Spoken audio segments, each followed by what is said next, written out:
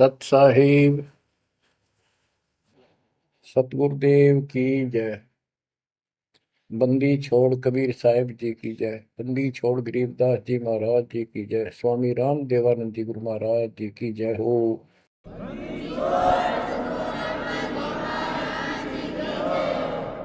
सर्व संतों की जय, सर्व भक्तों की जय, धर्मी पुरुषों की जय।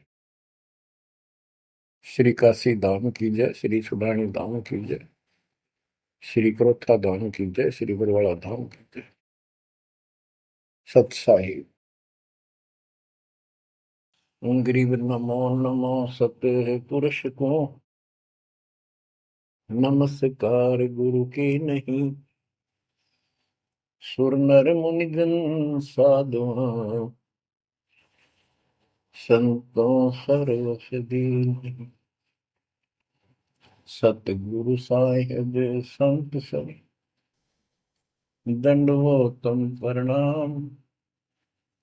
आगे पीछे मध्य हुए, किनको पूर्व।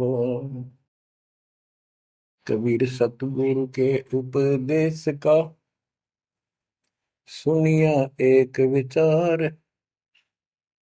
जय सतगुरु मिलते नहीं, जाते नरक द्वार।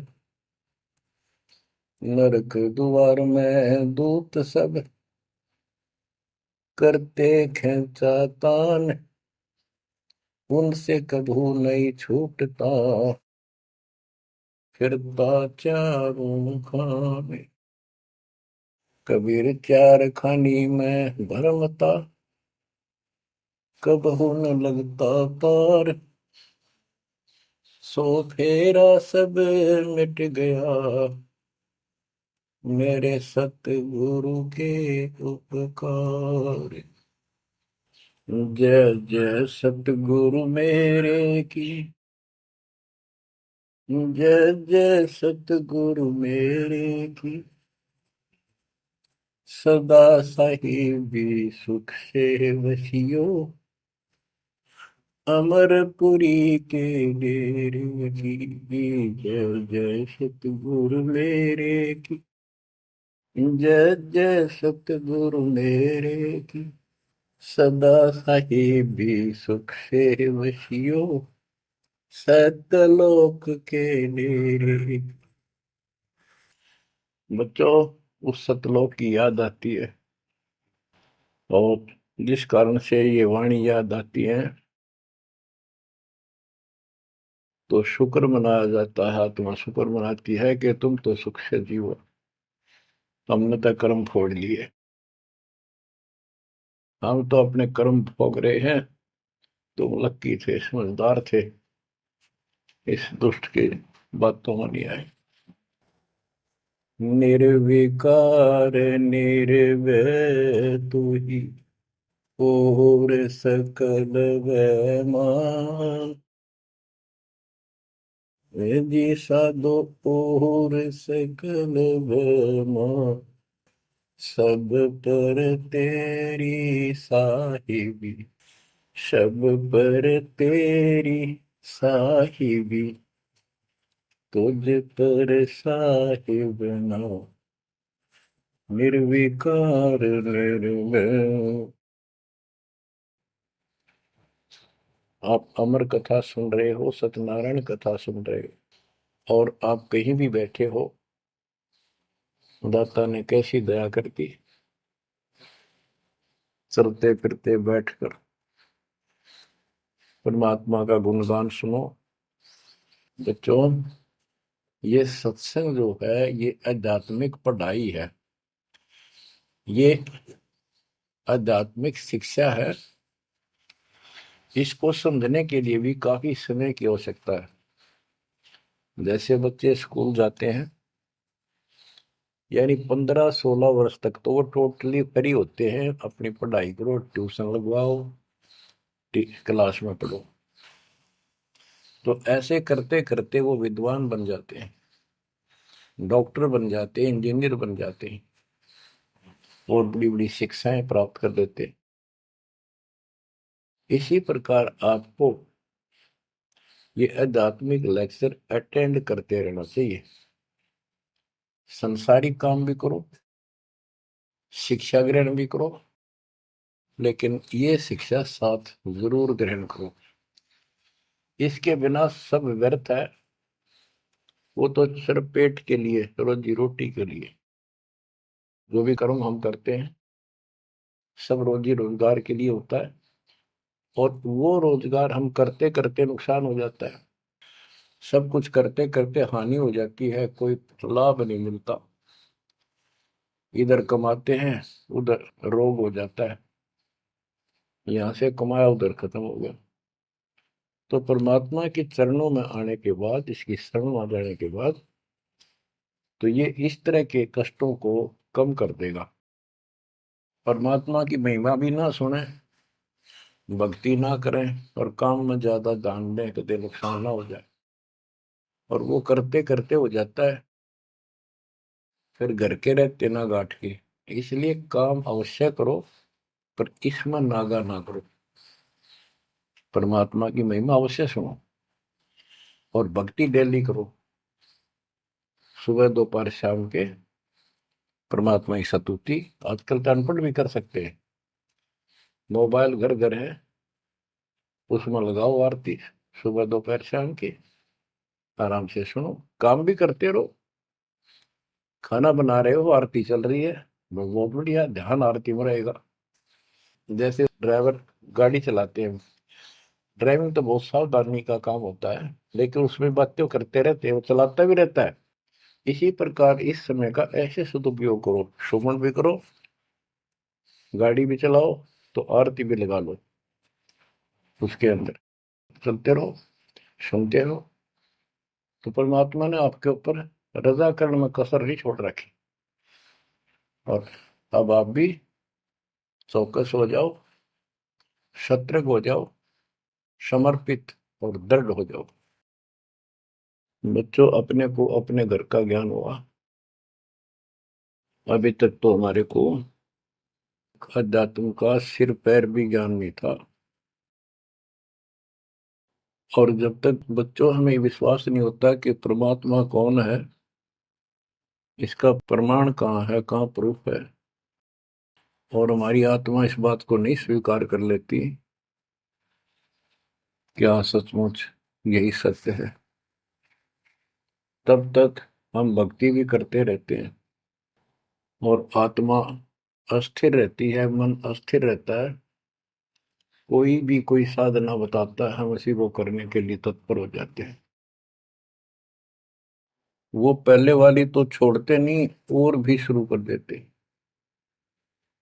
क्योंकि हमें चाह है परम पिता की। हमें इस बात का एहसास है कि एक शक्ति है जो हमारे दुखों का निवारण करती है, किस्मत से भी अलग देती है। किस्मत में दुख आया, प्रारब्ध में कष्ट हुआ, तो हम उसके निवारण के लिए किधर झाड़ फूक वालों के पास, कहीं हाथ दिखाने गए, कहीं पहाड़ों पर किसी ने बताया वहां गए, व्रत रखने को कहा वो रखा। हमने हर तरह से कोशिश की कि कोई सुख प्राप्त हो, ज्यादा धन प्राप्त हो, लेकिन ऐसा कुछ नहीं हुआ। वैसे कभी इत्तेफाक से कोई दाव लग गया, कोई हटकर कोई ऐसा लाभ होता दिखा हो गया, वो होना तो था कर्म का, प्रारब्ध में आ गया कोई, और वो सूत बैठ गया, और हम और दृढ़ हो गए उन्हीं पूजाओं पर, उन गलत साधनाओं पर जो गीता में मना कर रखा है। दास अपनी बताता है, ये आपके साथ भी अवश्य हुई है, आपको अब एहसास होगा। जैसे दास बचपन से रामकृष्ण और विशेषकर विष्णु जी का, कृष्ण जी का विशेष भक्त रहा है, इसके साथ हनुमान जी के प्रति भी लगन में, तरफ में, चाह में कोई कमी नहीं थी। इस कारण से मंगलवार का व्रत रखना, किसी ने बता दिया कि जिला राजस्थान में सालासर एक स्थान है जहां पर हनुमान जी का बहुत प्रसिद्ध मंदिर है और वहां जाने से सारे सुख हो जाते हैं। तो दास सिरसा सर्विस करता था। हरियाणा का एक शहर है, पंजाब से सटा हुआ डिस्ट्रिक्ट है। वहां से पता चला तो दास बैठ के ट्रेन में सालासर पहुंचा, शुरू उतरा वहां से अन्य साधनों से। वहां एक छोटा सा गांव सालासर, वहां एक छोटा सा मंदिर और उसमें एक पत्थर की मूर्ति। उसकी शक्ल भी ठीक सी कोई ना, हनुमान का वो आइडिया लगाया गया था उस समय। ये सन 1978 की बात है। ऐसा कोई वहां पर ज्यादा भीड़ नहीं होती थी। हम सुबह आराम से दर्शन कर लेते थे। हद से हद 500-400 आदमी जाते थे। फिर देखते देखते 10 साल में वहां पर टेढ़ी मेढ़ी लाइन बनने लगी, यानी 4-4 घंटे में नंबर आने लग गया। और उस दौरान जैसे भी कोई राहत मिली, जैसे सर्विस लगी, पढ़ते थे, पास होते चले गए, हनुमान जी और श्री कृष्ण की जय जयकार। और जैसे हम पढ़ते थे, पास होते चले गए। तो ये श्रेय अपने इन इष्ट देवों को मानते थे जो एक से अनेक थे। श्री विष्णु भगवान, कृष्ण जी, श्री राम जी और हनुमान जी, शंकर भगवान जी। यानी शंकर भगवान जी कोई पीछे नहीं रखते थे। और ये बता रखा था अगर माँ की भक्ति नहीं करनी, इसको विशेष ध्यान नहीं देते थे इसके ऊपर। फिर भी पास हुए, सर्विस लगी, पुत्र प्राप्त हुआ। फिर पुत्री संतान होती चली गई और इतनी खुशी हुई कि सारा कुछ हनुमान जी ने, श्री कृष्ण जी ने, विष्णु जी ने कर दिया। और ये देख रहा है दास के जो कबीर नास्तिक है उनके भी ये सुख हो रहे थे। तो बात ये है, अब पता चला कि ये साधना वो सुख देने की थी नहीं जो हम इनके शेयर कर रहे थे। यकीन से होगा इनको श्रेय दे रहे थे। तो बच्चों, कबीर पीछे लग गया जाऊं था मैं लोक वेद के साथ, मार्ग में सतगुरु मिले, दीपक ले दिया हाथ।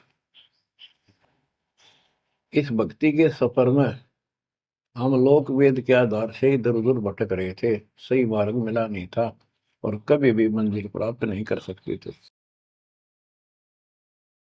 ठीक है, हमारी तड़प थी तो भगवान भी मिले। जैसे वेदों में प्रमाण है, ऋग्वेद मंडल नंबर 9 सूक्त चमन मंत्र 3 में, कि परमात्मा सबसे ऊपर के लोक में बैठा है। फिर ऋग्वेद मंडल नंबर 9 सूक्त 82 1 2 3 में, ऋग्वेद मंडल नंबर 9 सूक्त 86 के 26-27 में।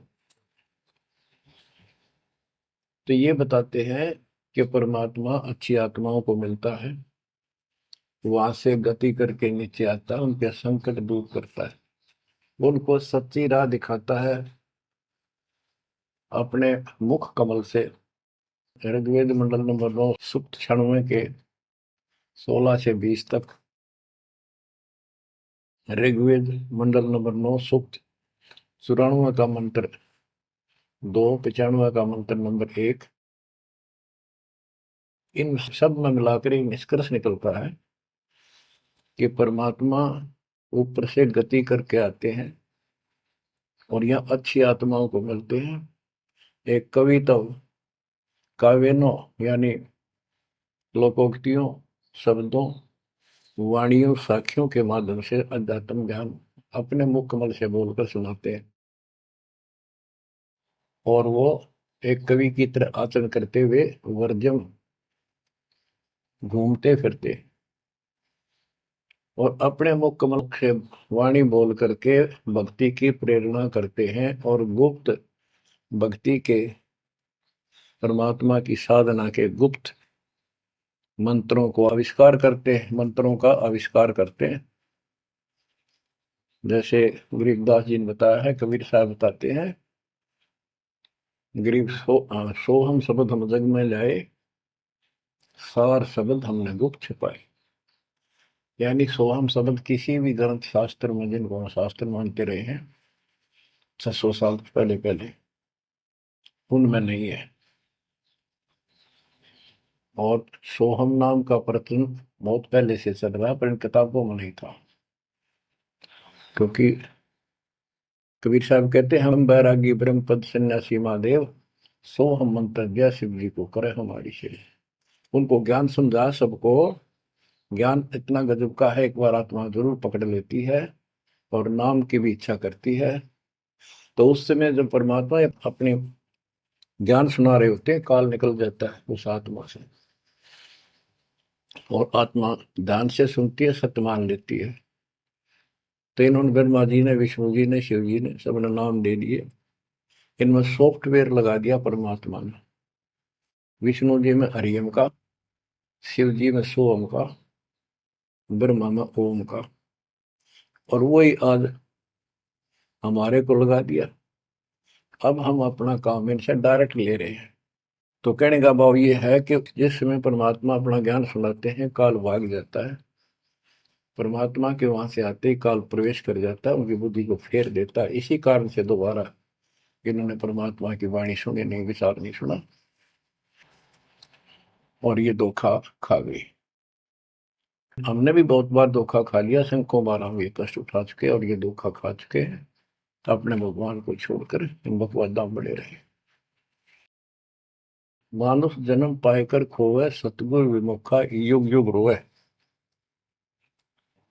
बच्चों, गिरीश सतगुर संगत छोड़कर लाख वर्ष जप कीन, इंद्रिय क्रम ना मोक्ष होए, अरे काल के आदि। जैसे आपको बार बार समझाया जाता है कि सतगुरु से विमुख होने के बाद हम आज से 600 वर्ष पहले परमात्मा से विमुख हुए थे। उसके बाद हम पता नहीं किन किन धर्मों में जन्मे, कभी भक्ति की कभी ना की। भक्ति करते थे और भक्ति ही नहीं थी, लेकिन मालिक फिर भी हमें उन प्रत्येक मानव शरीर में मिले हैं और सच्ची राह दिखाई है। हमने कुछ दिन की साधना अवश्य की है, फिर छोड़ दी, और जिसके कारण परमात्मा हमें चार्ज कर गए। उस चार्जिंग के कारण आज तक आपके हृदय में मालिक की चाह और भक्ति की तरफ बनी हुई थी, और मनुष्य जीवन मिलते रहे। क्योंकि हम 600 साल पहले गुरुद्रोही नहीं हुए थे, सतगुरु विमुख हो गए थे। सतगुरु विमुखा युग युग रोआ, मानुष जन्म पाकर खोआ। एक उदाहरण देता हूं। एक राबी नाम की लड़की, जिसको राबिया भी कहा, मुसलमान धर्म में जन्मी। वह पिछले सतयुग से मालिक के उनके साथ लगे थे, अपनी बेटी को, अपनी आत्मा के। गरीबदास जी ने बताया है कि कबीर साहब बताते हैं, दो दिन मेरी शरण है। यानी एक बार किसी युग में चाहे वो 10 दिन भी नाम ले ले, फिर छोड़ दिया वो, मालिक उसको अपने खाते में लिख लेता है। और फिर उसको धीरे धीरे धीरे धीरे, देखो अपने पिता को, देखो हमारे लिए कितना कष्ट उठा रहे हैं। उसको धीरे धीरे चार्ज करते रहते हैं, चार्ज करते रहते हैं, भक्ति की तरफ जन्म जन्मांतर बढ़ाते रहते हैं।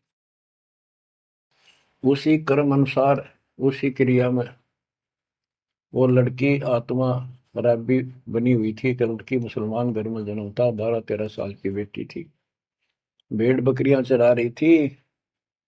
और वो सारी सृष्टि के रचनहार हमारे पिता अपनी बेटी के लिए उस जंगल में पहुंच गए, घास फूस पर बैठ के जाकर बेटी के पास मुसलमान धर्म जिंदा का रूप बनाया। हमारे अंदर एक धर्म कर्म की ये भी एक समस्या है कि हम अपने धर्म वालों को महत्व देते हैं, दूसरों से नफरत करते हैं। ये काल की चाल है। इसलिए दाता सौ सब क्षेत्र में करूं अपने जन के काज, हिरण्यकशिपु जो मार दूं नरसिंह के साथ। अब्राहिम सुल्तान दम के बंदी बन के चले गए, एक नौकरानी बन के चले गए। क्या पड़ा था उनको? कोरडे खाए, नौकर बने, अपने बच्चे को नरक से निकालने के लिए कि तुम बालक हो, बुद्धि छोटी है, बच्चे की बुद्धि इतना काम नहीं करती, इस ज्ञान से आपकी बुद्धि विकसित होगी, आप कुछ दिनों में संकेत समझने लग जाओ। अब जैसे राबी को मालिक ने समझाया, तो बच्चों परमात्मा अपनी उस बेटी, उस आत्मा के राबिया के पास जाकर बैठ के जंगल में गर्मी सर्दी घास फूस के ऊपर बैठ के और उसको समझाने लगे, बेटी भक्ति किया करो। तो बच्ची थी जैसे उस धर्म के अंदर जन्मी थी, उसमें जो साधना बताते थे उसको कहती थी हम करते हैं, ऐसे करते हैं, नमाज करते हैं, ईद बकरीद मनाते हैं। तो परमात्मा ने उनको काफी समझा, कई दिन लगातार जाते रहे, ये चले जाते फिर आ जाते।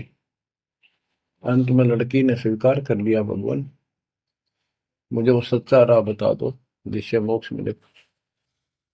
परमात्मा ने उनको मंत्र दिए, ये मंत्र दे दिए पांचों, लेकिन ये नहीं बताया कि किस किस के हैं, क्योंकि इसके बताने की जरूरत भी नहीं है। या तो चाबी है, किसी भी खजाने की है या कोई और सामान वाले की है, उस ताले के लाओ खुल जाएगा और उसमें जो सामान है आपको मिल जाएगा। फिर भी याद होना आवश्यक है कि ये इसमें यूं सामान है, इसमें ये सामान है। तो लड़की ने कुछ दिन मालिक की साधना की, 4 वर्ष।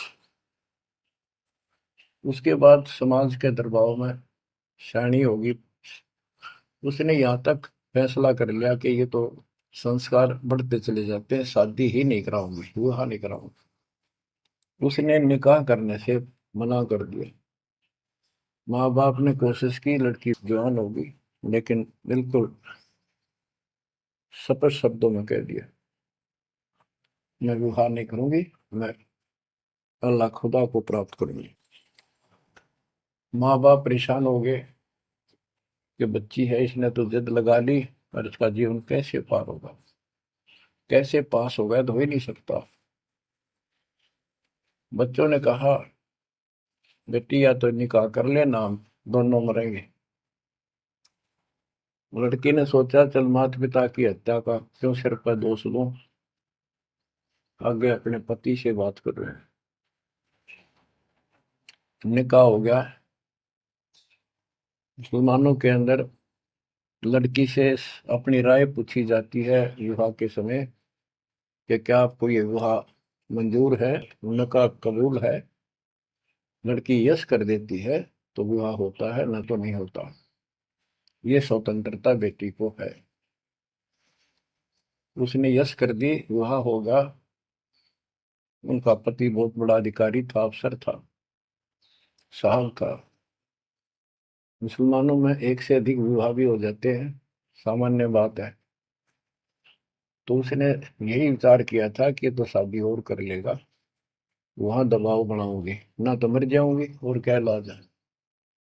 तो उसने अपने पति से अपना उद्देश्य बता दिया, मैं भक्ति करना चाहती हूँ, मेरी कतई तमन्ना नहीं है कोई शादी और बच्चे पैदा करने की। यदि आप मेरे साथ जबरदस्ती करोगे तो मैं सुसाइड करूंगी। उनका पति भगवान से डरने वाला मुसलमान था, वास्तव मुसलमान था। उसने कहा, राबिया आपने निकाह कबूल क्यों किया, ये बता। उसने कहा कि मेरी मजबूरी थी, मेरे माता पिता मर जाते, मैं वो दोष नहीं लेना चाहती थी, उनका भी काम बन गया। कि आप बताओ आपका क्या इरादा है। मेरा फाइनल है, या तो मौत या अपनी भक्ति करूंगे। इतना दृढ़ विश्वास देखकर उसने कहा कि राबिया कोई बात नहीं, आप भक्ति करो, मैं अल्लाह के मार्ग में बात नहीं बन सकता, मैं भी भगवान से डरने वाला हूँ। लेकिन जैसे आपकी लोक लाज के कारण आपके पिता की समस्या प्रबल थी, इसी प्रकार समाज हमारा भी है, लोक लाज हमें भी है। आप मेरी दृष्टि में, मेरी तरफ से तो मेरी सिस्टर होगी, समाज की दृष्टि में मेरी वाइफ बनकर रहना होगा, वो बोली मुझे मंजूर है। उसके लिए अलग व्यवस्था कर दी, अपनी भक्ति कर, किसी चीज की कमी नहीं आने देंगे। उसने अपनी और शादियां कर ली। अब वो 50 साल की होगी, सब देखा कि ये तो बिल्कुल देवी का रूप है, पलक भी उठाकर नहीं देखती। ये पिछले संस्कार थे, वो बैटरी चार्ज थी, उसमें चाह थी, आगे बैटरी लगी नहीं है, धीरे धीरे नष्ट होगी। या रोड मारा काल मारी, ये बहुत बड़ा षड्यंत्र है। सतगुरु कबीर साहब बिना इसको कोई खोल नहीं सकता, इसे बचा भी नहीं सकता। इसलिए सतगुरु की शरण नहीं छोड़नी चाहिए। उसने अपने पति, जो संसारिक दृष्टि के पति से कहा कि मैं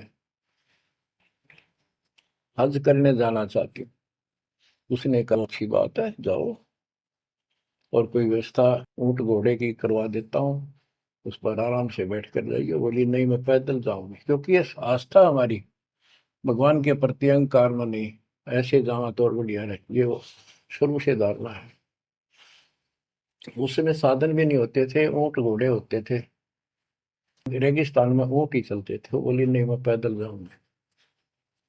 राबिया पैदल जा रही थी, रास्ते में कुआं था, उसमें बाल्टी और रस्सा नहीं था। एक कुतिया वहां पर बहुत बुरी तरह रो रही थी, कभी कुएं की तरफ जा रही थी, राबिया के चरणों की तरफ आ रही थी। वो समझ गई कि प्यासी है, और साथ में बच्चा है, मरेगी की बच्चे भी मरेंगे। आओ देखा ना ताओ देखा, दया बिना दरवेश कसाई। वो दरवेश थी, संत थी, दयालु थी, असली मुसलमान थी। उसने अपने बाल पाड़े सिर के, रस्सी बनाई लंबी, वो 100 फुट नीचे पानी होता था, और फिर अपने कपड़े निकाल कर शरीर के, उसका बांध कर नीचे भिगो कर बाहर टपकाए, निचौड़े एक मटके के टूटे हुए पात्र में। कुतिया ने जी भर का पानी पिया, और लड़की ने अपने जो सिर के बाल पाड़े, थोड़ा बहुत खून निकला था, रक्त, ब्लड को साफ किया, कपड़े पहन लिए, मक्का के लिए चलने लगी। वो मंदिर उठ के मक्का कुएं के साथ आकर खड़ा हो गया। लड़की ने तो जाना ही मक्का में था, एकदम प्रवेश कर गई। उधर इब्राहिम सुल्तान अदम की पहले बॉडी में वो आत्मा गई हुई थी, क्योंकि परमात्मा उनको भी प्रेरित करते हुए आ रहे थे। जो इब्राहिम सुल्तान अदम बाद में सम्मान बना, तो जिनको ये ज्ञान हो जाता था, वो अपने धार्मिक मेलों में जरूर जाते थे औरों को समझाने के लिए। तो इब्राहिम सुल्तान अदम वाली आत्मा वहां गई हुई थी, लोगों में चर्चा हुई, वे मक्का गया कहाँ, हद होगी, मंदिर ही नहीं है यहाँ पर। तब इब्राहिम सुल्तान अदम कहता है, गरीबदास जी बताते हैं, सुल्तान अदम मक्के गया, मक्का नहीं मकान, गया रांड के लेन को यूं कह अदम सुल्तान। लोग बोले रे क्या बोल रहा था, फिर इतने में वो मक्का वापस आ जाता है। और उसमें से राबिया निकली। राबिया देखी, लोग भाग कर प्रवेश किया, देखा तो एक राबिया ने, एक लड़की, उसने अपना परिचय दिया। पूरे मुसलमान समाज में ये बात फैल गई, चर्चा का विषय बना कि भक्ति हो तो राबी जैसी, भक्ति हो तो राबी जैसी, जिसके लिए मक्का उड़कर चला गया जहाज के समान, एयरप्लेन के समान। तो वह हज के लिए गए हुए व्यक्ति इब्राहिम सुल्तान से बोले, अरे भले आदमी, तो एक देवी को क्या कह रहा था, गया रांड के लेने को, नो कह तुम सुल्तान, एक नकमी आत्मा को यो मक्का लेने गया है। तेरा तो भाई दिमाग खराब हो गया, ऐसी देवी के बारे में ऐसे शब्द बोले, तुझे पाप लगेगा, दोजख में जाएगा। तब उसने उनको बताया, ये कभी आत्मा इसके लिए आए थे, इसको वहां मिले थे ऐसे ऐसे, और इसने वो सत भक्ति छोड़ दी। क्योंकि परमात्मा साधु रूप में कहीं प्रकट हो जाते हैं, ये उनका एक नियम है, अच्छी आत्माओं को मिलते रहते हैं।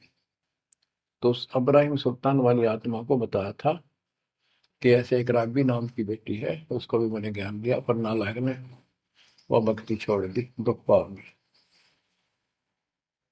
तो उसने बताया कि इसको सत भक्ति मिली थी, जड़े डोना ही है यार, उस पिछली साधना के कारण ये सब कुछ हो रहा है।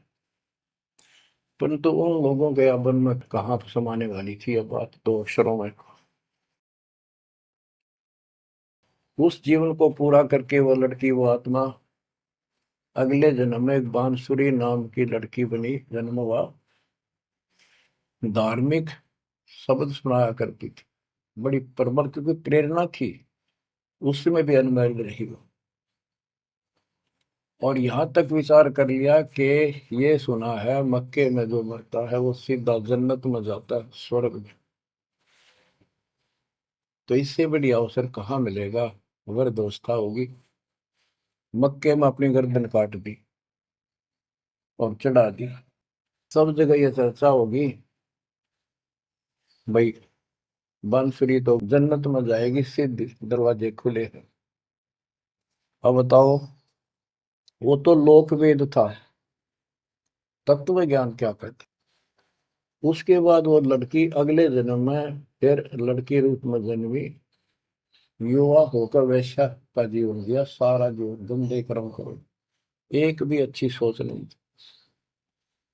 छोड़ दिए कर्म काल में, मानुष जन्म पाकर खोए, सतगुर विमुखा युग युग रो। वो फिर मर गई उस गंदे जीवन को भोग कर, पाप इकट्ठे करके ढेर ला गए। उस 3-4 साल की साधना से उसको मनुष्य शरीर मिलते रहे। उस दौरान परमात्मा ने कोशिश की, लेकिन वो रंग में रंग चुकी थी। बांसुरी वाले में खुद गायक बन गई, लोग प्रशंसक हो गए, बड़े बड़ी अल्लाह का ज्ञान सुनाती है। और वैसा बनने के बाद उसी कर्म वैसे फूट लिए, अच्छे बात समझ में नहीं आई।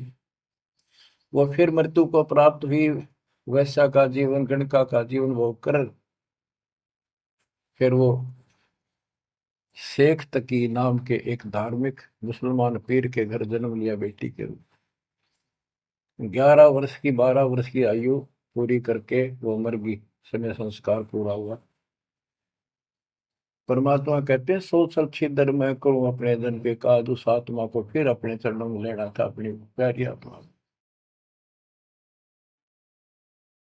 जो जन मेरी शरण है ताका हूं मैं दास, केल के लाग्या करूं जब लग धरती आकाश।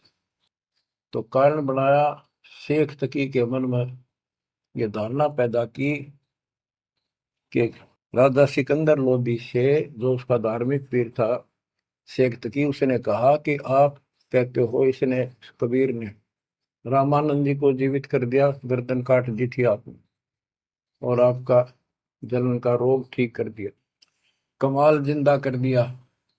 वो तो वैसे उसमें सदमे में था, वो ऐसे वैसे हो जाता, इत्तेफाक उसको जीवित होना था, इसका कबीर का नाम बन गया। जब जानू मैं इसको, मेरी बेटी को जिंदा कर दे जो कब्र में दबी हुई है, 15-20 दिन हो गए। तो कबीर साहब से कहा गया, कबीर साहब ने कहा कि आसपास के लोगों को बता दो कि आ जाओ, एक कमाल होगा। उस शेख तकीर ने ढिंढोरा पिटवा दिया कि इसकी बेइज्जती हो तो छक्का हुआ है, मूर्ख बना रहा। उधर कबीर साहब ने कह दिया कि भाई खूब बुला लो, आसपास जितने बुला सकते हो, सबके सामने देखते हैं परमात्मा की क्या रजा होती है। हजारों व्यक्तियों के सामने कबीर साहब ने कहा, एक शेख तकी की बेटी जीवित हो जा।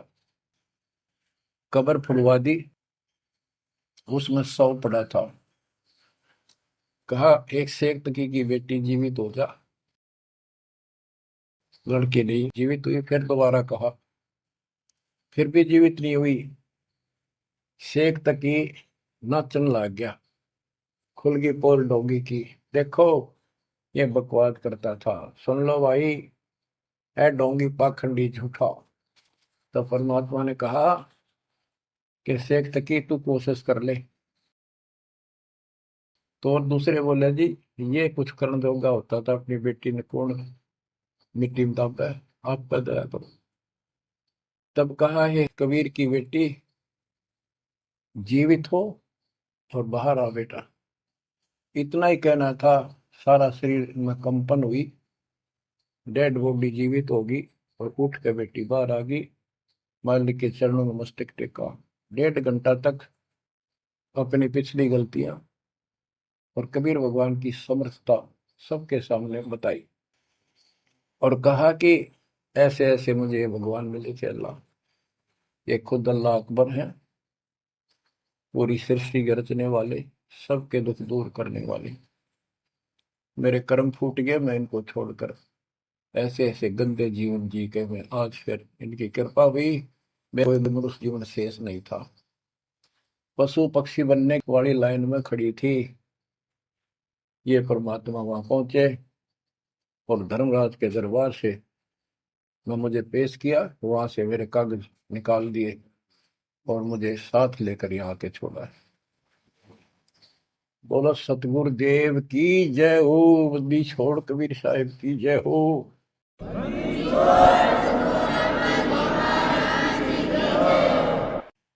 तो उसने कहा बेटी जा अपने पिता के साथ, कबीर साहब ने कहा शेख तकी के साथ। वह बेटी बोली मुझे अपना पिता मिल गया, अपना मालिक मिल गया, इस कर मेरा संस्कार इतना ही था। आप मेरे पिता हो, सारी सृष्टि के मालिक हो, मैं तो आपके साथ रहूं। अपने गुरु के मैं संग संग होली, अपने गुरु के मैं संग संग होली, सखेरे मोहे नेकन आई लाज, आज मोहे गुरु दर से दिखाए। बच्चों, यह बात तो बनेगी ऐसे ही। पानी कहते, देसी कहावत है, पानी तो झील में नीचे के स्थान पर आके ही टिकेगा। वैसे पलट में कितना ऊंचा चढ़ जाए, लेकिन टिकेगा वहीं आके। मन का तूफान बकवादों का, कहीं धक्के खा लो, आके बात बनेगी सतगुरु शरण। तो कहते हैं, गरीबदास जी का है, गिरिव सतगुरु संगत छोड़कर लाख वर्ष जब की, इंद्रिय कर्म ना मोक्ष हो, रहे काल के आखी। सतगुरु पूर्ण संत की संगत छोड़कर चाहे लाख वर्ष तक ये जप करते रहियो, चाहे ये जाप करते रहना, इसका कोई यूज नहीं होगा, क्योंकि कनेक्शन कट चुका होगा, मर्यादा भंग होगी। गुरु बिन माला फेरते, गुरु बिन देते दान, गुरु बिन दोनों निष्फल है, वो व्यर्थ जाएंगे। बच्चों, परमात्मा हमारे लिए भटक रहे हैं, इन पिछली गलतियों से सबक लो, इनको फिर से ना दोहराना। जैसे आपको बताया है कि कबीर भगवान है, ये सारी सृष्टि के रचने वाले हैं, ये हमारे पिता, हमारे जनक है, हमारे कष्टों को दूर करने वाले संकट मोचन यही है। लेकिन हम इनको छोड़कर अन्य उपासना करते रहे हैं। जैसे गीता अध्याय 16 श्लोक 23 और 24 में स्पष्ट कर दिया है कि शास्त्र विधि को त्याग कर जो अपनी मर्जी से, इच्छा से मनमाना आचरण करते, मनमानी साधनाएं करते हैं जो शास्त्रों में प्रमाणित नहीं है, उनको न तो कोई सुख हो, न कोई सिद्धि प्राप्त हो, कार्य सिद्ध हो जिससे, और न उनकी गति यानी मोक्ष हो। तो भक्ति करते इसी के लिए है। ये तीनों नहीं हुए तो उस भक्ति का फायदा क्या, लड़े ढोने वाली बात। तो बच्चों, आपको बताया, सभी वेदों और ग्रंथों से सिद्ध कर दिया कि कबीर भगवान है। वेदों को तो पूरा विश्व मानता है, और हिंदू समाज तो इस पे कुर्बान है। उसके बाद दूसरा नंबर गीता, वेदों से भी प्रथम आ चुकी है वर्तमान में, क्योंकि इसमें ज्ञान बिल्कुल संक्षिप्त में और बहुत तिरपाई सीरीज में। तो इसलिए इनमें सबसे आपको प्रमाणित कर दिया कि कौन सी भक्ति करनी है, कौन सी ना करनी है। गीता अध्याय श्लोक 23 में, तो 16 के 23 में तो बता ही दिया कि शास्त्र विधि को त्याग कर मैं अनाचरण करता हूँ, को कोई यूज नहीं। 24 में कहा कि इससे तेरे लिए अर्जुन शास्त्र ही प्रमाण है, कर्तव्य जो साधना करने योग्य है और अकर्तव्य जो ना करने वाली है, इन्हीं के आधार से करो। गीता अध्याय 9 श्लोक 25 में कहा कि भूत पूजने वाले भूतों को प्राप्त होंगे, पितर पूजने वाले पितरों को प्राप्त होंगे, देवताओं की भक्ति करने वाले देवताओं को प्राप्त होंगे, और मेरी भक्ति करने वाला मुझे प्राप्त होगा। अपनी साधना का पूरी गीता में 8वें अध्याय के 13वें श्लोक में एक मंत्र बताया है, ओम इति एक अक्षर, ओम इति एक अक्षर व्यवहारण माम मम ब्रह्म अनुसमरण। ओम इति एक अक्षर मम मम ब्रह्म यह प्रयाति तजन देव से याति परमात्मा। मुझ ब्रह्म का केवल एक ही मंत्र है जिसका जाप करना अंतिम सांस तक जो इसकी साधना करता है वो मेरे से इस ओम से प्राप्त होने वाली गति को प्राप्त होता है। वो गति कौन सी है, इसके लिए आपको, क्योंकि ये एक लेक्चर है, पीरियड है जो दास आपको दे रहा है, और इसमें टीचर पहले दिन से लेकर 1 साल तक यह पढ़ावा है, तब जाकर के बच्चों के दिल में स्वभावत है। 100 बार पढ़ा ले तो भी पढ़नी पड़ती है, तभी उसके ऊपर विश्वास उतर जाता है, वो हृदय में जम जाती है। श्री देवी भागवत के 6ठे स्कंद में हिमालय राजा को वो देवी का परम भगत था, कुछ बातें नहीं हो रही थी, तो उसने कहा मुझे मोक्ष दो। धन तो बहुत दे दिया आपने, तो उसने कहा मोक्ष, ये झूठ बोले न ज्ञान तहनी, और उस भक्ति का ज्ञान इनको, क्योंकि उन्होंने वो खत्म कर दिया जो मूल ज्ञान था, सूक्ष्म वेद का वो पार्ट हिस्सा। तो इसने कहा कि ओम का जाप कर। राजा हिमालय से श्री देवी ने कहा, दुर्गा ने, ओम का जाप कर और सब बात छोड़ दे, वो ब्रह्म दिव्य आकाश रूपी ब्रह्म लोक में रहता, उस ब्रह्म को प्राप्त हो जाओगे, तुम्हारा कल्याण हो। गीता अध्याय 8 श्लोक 16 में बताया है कि ब्रह्म लोक में गए वे भी सब पुनरावृत्ति में है। गीता चारों वेदों का सारांश है, ये वेद है।